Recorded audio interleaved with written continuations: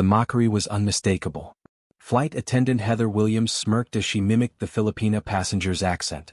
"Excuse me, can I have some water?" she whispered, exaggerating every syllable while her colleague stifled a laugh. Neither noticed Dr. Elena Santos, the woman they were mocking, standing behind them.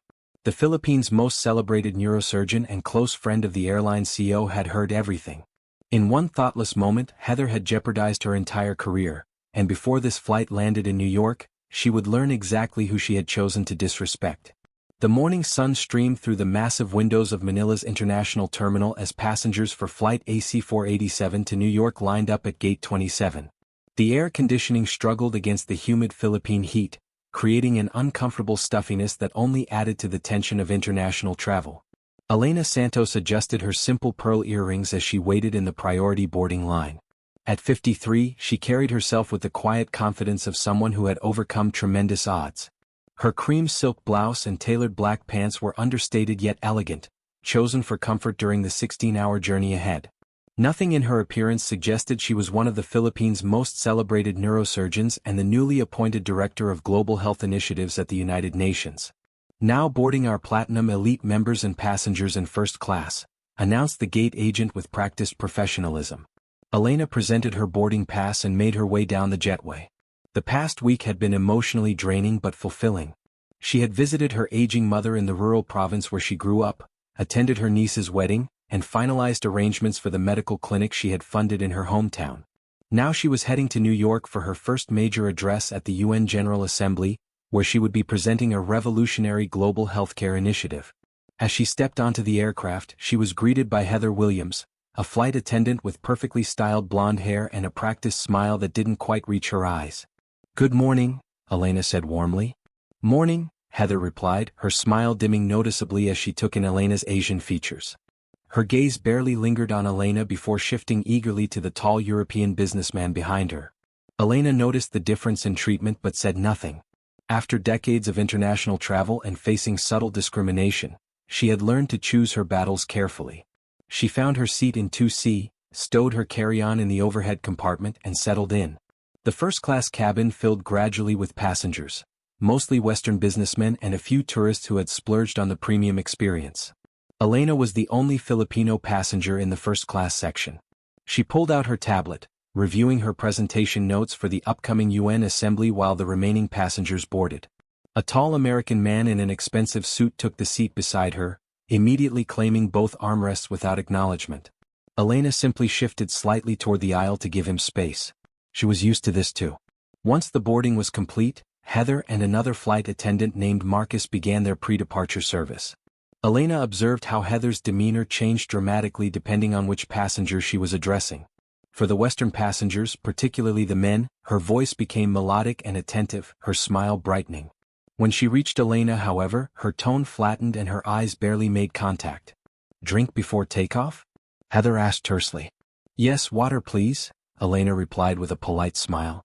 Heather nodded curtly and moved on to the businessman beside her, her voice immediately warming. "And for you, sir? Perhaps some champagne to start your journey?" Elena sipped her water quietly, focusing on her presentation rather than the uneven treatment. The aircraft pushed back from the gate, and the safety demonstration began. Soon they were airborne, climbing through clouds toward their cruising altitude. An hour into the flight, as meal service began, Elena noticed Heather and Marcus preparing trays in the galley. She stood to retrieve her reading glasses from her bag in the overhead bin. As she approached the galley area, she overheard Heather's voice, deliberately pitched low but still audible. "Did you hear her asking for water?" Heather was saying, mimicking Elena's accent with exaggerated inflection. "I swear, I don't know why they bother with first class if they can't even speak prop." She stopped abruptly upon seeing Elena standing there. A flash of panic crossed her face, quickly replaced by a professional mask. "Can I help you with something?" Heather asked stiffly. "Just getting my reading glasses," Elena replied calmly, reaching up to the overhead bin. She retrieved her glasses case and returned to her seat, maintaining her dignity despite the humiliation burning in her chest. As she sat down, memories flooded back, of growing up in a small Filipino village, of her mother working 3 jobs to put her through medical school, of the countless times she had been underestimated or dismissed because of her accent or appearance. She had overcome all of that to become one of the world's leading neurosurgeons, responsible for pioneering techniques that had saved thousands of lives. The meal service continued, with Heather now avoiding eye contact with Elena entirely. The discomfort was palpable, but Elena maintained her composure. When Heather reluctantly served her meal, Elena thanked her with the same warmth she would show anyone, a small act of grace that seemed to unsettle the flight attendant even more. Halfway through the meal, the American businessman beside Elena struck up a conversation. "Heading to New York for business or pleasure?" he asked between bites of his steak. "Business," Elena replied simply. "I have a presentation to give." "Oh? What field are you in?" he asked, his tone suggesting mild surprise that she might be professionally accomplished. "Medicine," she said. "I'm a neurosurgeon." The man's eyebrows rose. "Impressive. Where do you practice?" "I split my time between Manila General Hospital and Johns Hopkins. Though soon I'll be spending more time in New York for my new role with the United Nations." This caught the attention of not only her seatmate but also Heather, who was refreshing drinks nearby and clearly eavesdropping. "The UN? What role is that?" the businessman asked, now fully engaged. "I've been appointed as the new Director of Global Health Initiatives," Elena explained modestly. "We're launching a comprehensive program to improve neurosurgical access in developing nations." The businessman's demeanor shifted immediately to one of respect. "Dr. Santos? Not the Dr. Elena Santos who pioneered the minimally invasive technique for brainstem gliomas?" Elena nodded with a smile. "The same. This is incredible.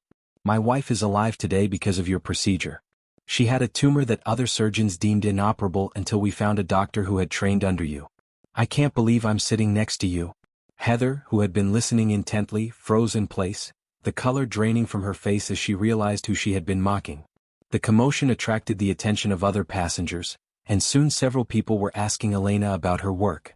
With each revelation about her accomplishments, her 3 published books, her humanitarian missions to war zones, her upcoming UN initiative, Heather's expression grew increasingly mortified.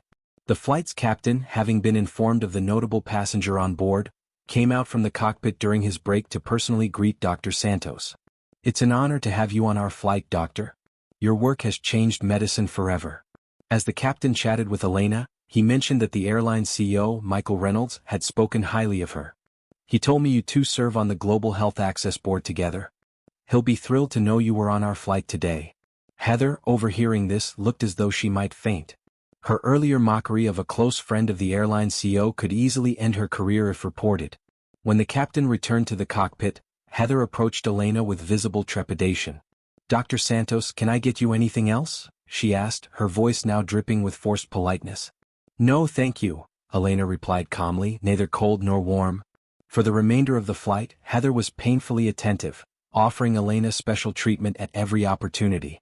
The overcompensation was transparent, but Elena neither encouraged nor discouraged it. 3 hours before landing, Elena visited the lavatory. Upon returning to her seat, she found Heather waiting for her in the galley, visibly distressed. "Dr. Santos, may I speak with you privately for a moment?" Heather asked, her voice trembling slightly. Elena nodded and stepped into the empty crew rest area that Heather indicated. "I want to apologize for my behavior earlier," Heather began, her eyes downcast. "There's no excuse for how I acted. I was unprofessional and disrespectful."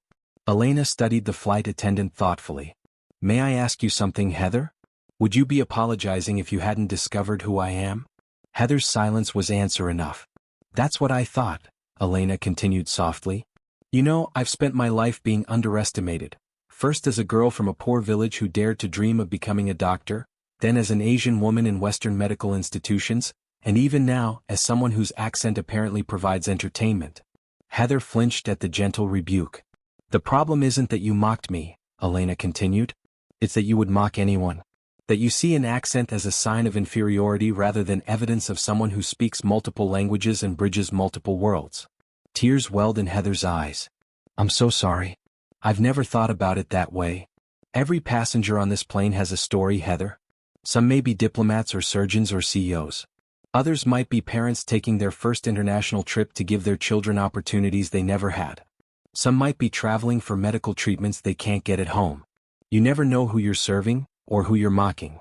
Are you going to report me to the airline?" Heather asked, her voice small. Elena considered this for a moment. "No," she finally said. "But not because I forgive what happened. Because I believe in second chances and growth. I'm giving you an opportunity to learn from this mistake and become better. Relief washed over Heather's face, followed quickly by shame. Thank you. I don't deserve your kindness. It's not kindness, Elena clarified. It's expectation. I expect you to treat every passenger with the same respect, regardless of how they look or sound. I expect you to check your biases and recognize the humanity in each person you serve. Heather nodded earnestly. I will. I promise. Good, Elena said, turning to leave. And Heather?